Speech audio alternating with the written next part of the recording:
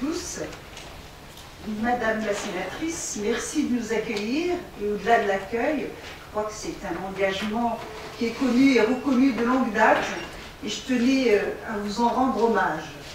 Je tenais également à vous remercier, Madame, pour le travail que vous faites et pour cette volonté qu'on a évoquée rapidement tout à l'heure, de permettre à ce qu'on puisse inscrire un partenariat un peu plus fort entre les réseaux féministes et les réseaux largement impliqués autour des questions de la laïcité. Je crois que c'est un enjeu aujourd'hui central et vraiment bravo pour cette première initiative qui permettra, j'espère, de mettre au devant de la scène cet enjeu fondamental de la laïcité et de rappeler que c'est une valeur consubstantielle à toute démocratie, qui est fortement malmenée en ces temps de crise des valeurs collectives et individuelles, nous le savons, et qui nous interpelle ici également, mais bien évidemment de l'autre côté aussi de la Méditerranée. Oui, ce principe en France est intimement lié à notre pacte républicain.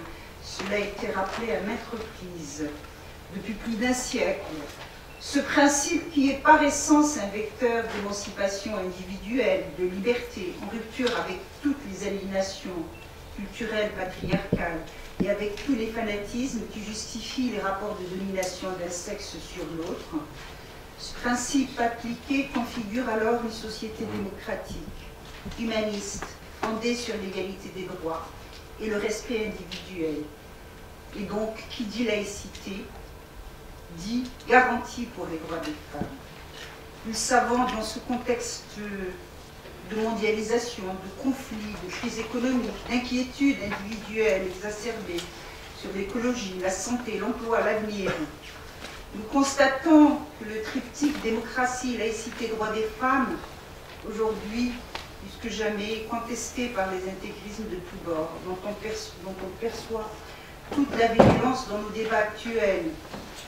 Aussi, au niveau des rallants actuels par rapport à l'antisémitisme, je voudrais le rappeler, et les manifestations qui foisonnent en ce moment, ce qui est diffusé via les réseaux sociaux, et puis ce retour à un ordre moral renouvelé, plus combatif que jamais.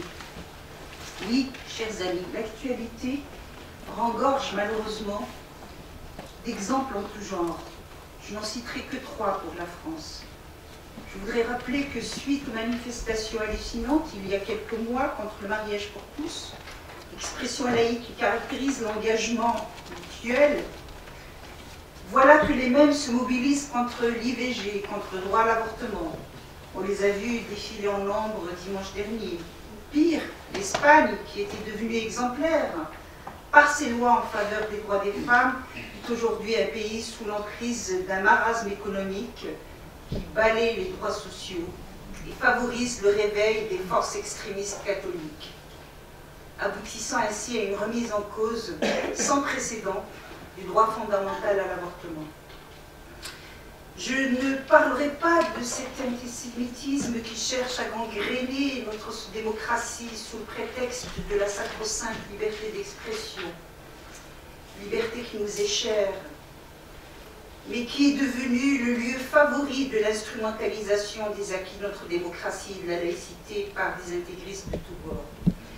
Que dire aussi de cette fronde qui monte autour de la problématique du genre, les articles rétrogrades qui agitent la scène médiatique et publique ces derniers temps, tout simplement parce qu'une ministre en charge des droits des femmes a osé proposer à ce qu'on travaille sur les stéréotypes et la lutte contre les stéréotypes de genre dès le plus jeune âge.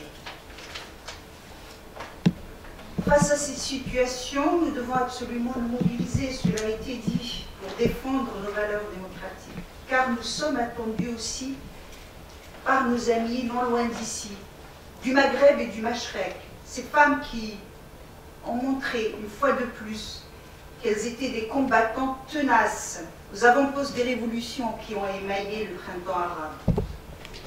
Leur lutte courageuse réaffirme ce lien indéfectible entre les droits des femmes, la laïcité et la démocratie. Pas de démocratie sans égalité proclamée, les amies tunisiennes, sans relâche dans leurs manifestations, et sur les blogs et dans les réseaux sociaux. Leur slogan est encore aujourd'hui d'une pertinence et d'une urgence absolue.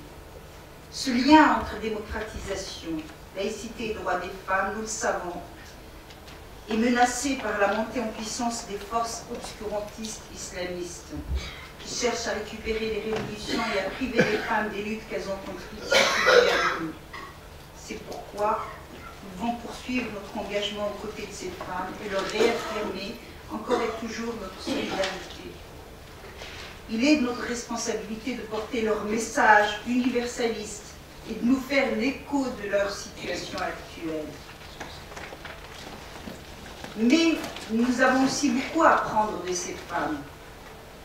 Alors que nous considérons le respect des droits des femmes et l'avènement de la laïcité dans les pays du Sud comme une condition fondamentale pour la démocratie, nous avons tendance ici à le regarder comme un acquis. Nous-mêmes féministes tendons à oublier ce lien fondamental et intangible dans nos propres combats. C'est pourquoi il est urgent et essentiel de nous réinterroger sur nos propres perceptions. Nos luttes doivent être communes. Il s'agit, bien au-delà des solidarités, de croiser les approches, de partager nos expériences et nos vécus, afin de construire une géopolitique commune relative aux droits des femmes, d'élaborer des partenariats et des projets communs, et de promouvoir l'égalité entre les femmes et les hommes, qui est reconnue, affichée comme étant le garant du développement économique et social, et qui pourtant est constamment combattue et peu portée par les décideurs.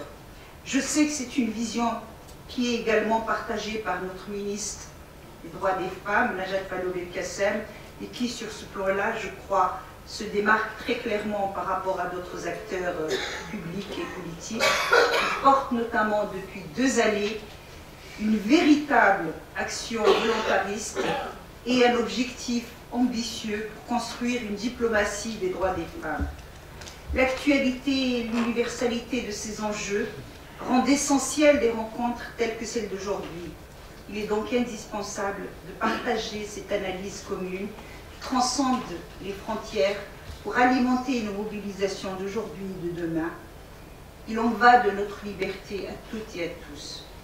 Aussi, sachez que je serai toujours à vos côtés et sachez que je fais partie de ces féministes qui se considèrent aujourd'hui entrées d'une certaine façon en résistance, parce que nous ne pouvons plus faire l'impasse sur cette grille de lecture indispensable et essentielle qu'est l'enjeu de la laïcité, et une laïcité qui soit portée un peu plus clairement, dont on peut s'honorer et qu'on peut mettre au-devant de nos mobilisations et au-devant de nos actions, sur laquelle nous pouvons nous appuyer et par rapport à laquelle nous devons assumer la réalité et la responsabilité, et qui est souvent oubliée, qui est souvent portée très faiblement dès lors qu'il s'agit des droits des femmes. Aussi, je tenais vraiment à vous remercier, et je vais en finir ici. J'espère en tout cas que nous aurons l'occasion, je vois quelques militantes féministes qui, comme moi, veulent vraiment porter aussi cet engagement.